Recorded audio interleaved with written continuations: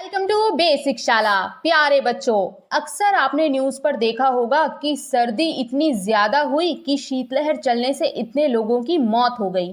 आपने ये भी सुना होगा कि दो लोगों की आपस में लड़ाई हुई और ये लड़ाई इतनी बढ़ गई कि पूरे गांव या शहर में बहुत सारे लोग लड़ लड़ कर मर गए। कुछ हॉस्पिटलाइज हो गए और गांव में पुलिस बुलानी पड़ी। बच्चों, हम ट्रेन में बैठकर कहीं घूमने जा रहे हैं। सपोज कीजिए हम सब बहुत खुश हैं, गाने गा रहे हैं, पर अचानक हमें बहुत जोर से कोई आवाज सुनाई देती है और हम देखते हैं कि हमारी साइड से जो ट्रेन जा रही थी वो किसी दूसरी ट्रेन से टकरा गई और बहुत सारे लोग मारे गए। और देखते ही देखते चारों तरफ से रोने और चीखने की आवाजें आने लगीं। लोगों को हॉस्पिटल ले जाया जाने लगा। बच्चों, ऐसे ही कई और घटनाएं होती रहती हैं जिनकी वजह से हमारी पूरी लाइफ बिखर जाती है, डिस्टर्ब हो जाती है, पहले जैसी नहीं रहती है। ऐसी कोई भी घटना जो सडनली यानी अचानक हो जाए और हमारी लाइफ डिस्टर्ब कर दे, डिजास्टर या आपदा कहलाती है। आइए जान लेते हैं कि आपदा या डिजास्टर कितने टाइप की और कैसे कैसे आती है। Number 1, natural disaster. बच्चों, ये वो डिजास्टर होती है जिन्हें भगवान भेजते हैं, वो नेचुरल डिजास्टर होती है। जैसे बादल फट जाना, अर्थक्वेक आ जाना, वॉल्केनो ब्लास्ट हो जाना, लैंडस्लाइड हो जाना। इन्हें कोई इंसान नहीं लाता बल्कि ये भगवान भेजते हैं। Number 2, man made disasters. बच्चों, कई बार ह्यूमन यानी हम इंसान ऐसी मिस्टेक्स करते हैं जो कि डिजास्टर में बदल जाती है, जैसे roids, wild Fyers, gas leakages. आइए वन बाय वन हम इन सब को जान लेते हैं। Number 1, earthquake. बच्चों, अर्थ यानी हमारी पृथ्वी और क्वेक यानी शेकन। जी हाँ, जब हमारी अर्थ घूमने के अलावा धीरे धीरे हिलने लगती है तो पृथ्वी पर खड़े मकान गिर जाते हैं, पेड़ पौधे गिर जाते हैं, इंसान दबकर मर जाते हैं और बड़ी बड़ी रोड्स में क्रैक्स आ जाते हैं। और तो और पुल भी गिरकर कोलैप्स हो जाते हैं। इससे जहाँ कई लोग मर जाते हैं, वहीं घर, सड़क, पुल बनाने में जो पैसा लगा हुआ था उसको दोबारा से लगाना पड़ता है और हमारे पैसे का भी नुकसान हो जाता है। बच्चों, हमारे साइंटिस्ट लगातार अर्थ के अंदर क्या चल रहा है और कब अर्थक्वेक आ सकता है इस पर एक वॉच रखते हैं।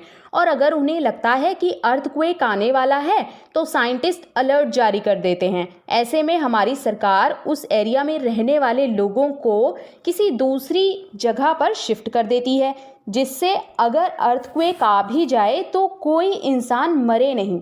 बट कभी कभी इसका पता लगाने में हमारे साइंटिस्ट भी फेल हो जाते हैं और अचानक से ही अर्थक्वेक आ जाते हैं।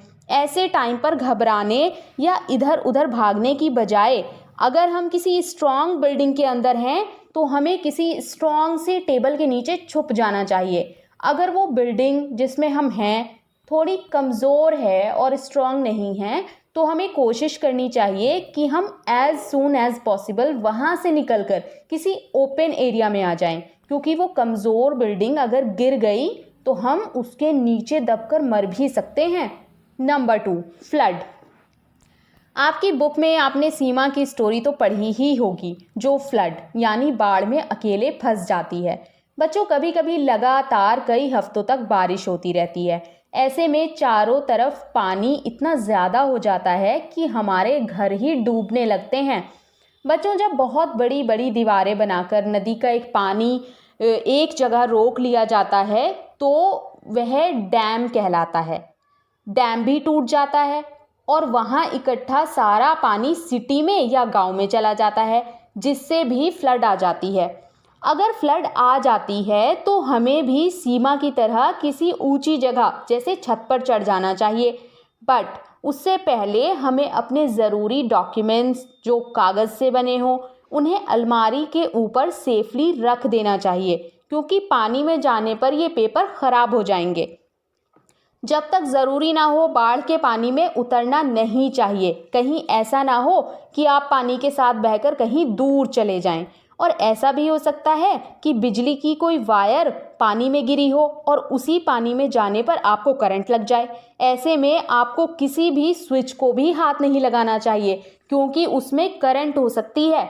बच्चों, बाढ़ के पानी में मॉस्किटोज या इंसेक्ट्स भी पनप सकते हैं, इसीलिए इनसे बचने की कोशिश ज़रूर करें। लेकिन कुछ एरियाज ऐसे भी होते हैं जहां बिल्कुल बारिश नहीं होती है, सूखा पड़ जाता है और फसलें भी सूख जाती हैं। ऐसे में वहां के लोगों को खाना भी नहीं मिलता और वो भूखे मरने लगते हैं। ये सिचुएशन ड्रॉट यानी सूखा पड़ना कहलाती है और ये भी एक डिजास्टर होती है। आगे बढ़ते हैं। फायर। बच्चों, कभी गैस लीकेज के वजह से घर में आग लग जाती है तो कभी खेतों और वाइल्ड फायर यानी जंगलों में भी आग फैल जाती है, जिससे हमें बहुत लॉस होता है और हमारी लाइफ डिस्टर्ब हो जाती है। ऐसे में हमें उस जगह नहीं जाना चाहिए जहां आग लगी है। कुछ चीज़ें जल्दी आग पकड़ती हैं जिन्हें फ्लेमेबल कहा जाता है, जैसे डीजल, पेट्रोल, केरोसिन ऑयल। ऐसी चीज़ों को हमें आग वाली जगह से दूर ले जाना चाहिए। अगर आग हमारे कपड़ों में लगी है तो दौड़ना नहीं चाहिए, बल्कि नीचे लेटकर बार बार फ्लिप करना चाहिए, इससे आग बुझ जाएगी। अगर आग किसी दूसरे इंसान के कपड़ों में लगी है तो हमें बिना डरे कोई कंबल या चादर उस इंसान पर डालना चाहिए, ढकना चाहिए, जिससे हवा कंबल के अंदर ना जाए और आग बुझ जाए। बच्चों, जब ये डिज़ास्टर आती हैं तो टीवी पर न्यूज़ में हमें बता दिया जाता है कि कहाँ ये डिज़ास्टर आई है। ऐसे में हमें अपने घर से खाना, कपड़े उन लोगों की हेल्प करने के लिए भिजवाने चाहिए। साथ ही आपस में मनी कलेक्ट करके उन लोगों को भिजवाकर हेल्प भी करनी चाहिए। साथ ही ऐसी किसी भी सिचुएशन से निपटने के लिए कुछ कॉन्टैक्ट नंबर्स आपको ज़रूर याद होने चाहिए, जिससे आप कॉल करके इन्हें हेल्प के लिए बुला सकें। तो चलिए देख लेते हैं कि ये कौन कौन से नंबर हैं और ये कौन कौन से लोग हैं जिन्हें आप हेल्प के लिए बुला सकते हैं। नंबर 1, आग लगने पर हमें 101 पर कॉल करना चाहिए। इससे आग बुझाने वाली टीम आग लगने वाली जगह पर पहुंचकर आग बुझाएगी। अगर कोई बीमार है तो हमें 102 पर कॉल करके एम्बुलेंस बुलानी चाहिए। वहीं अगर लोगों में ज़्यादा लड़ाई हो गई है या आपके घर पर आपसे कोई लड़ाई करने आया है तो 100 या 112 डायल करके आप पुलिस को बुला सकते हैं।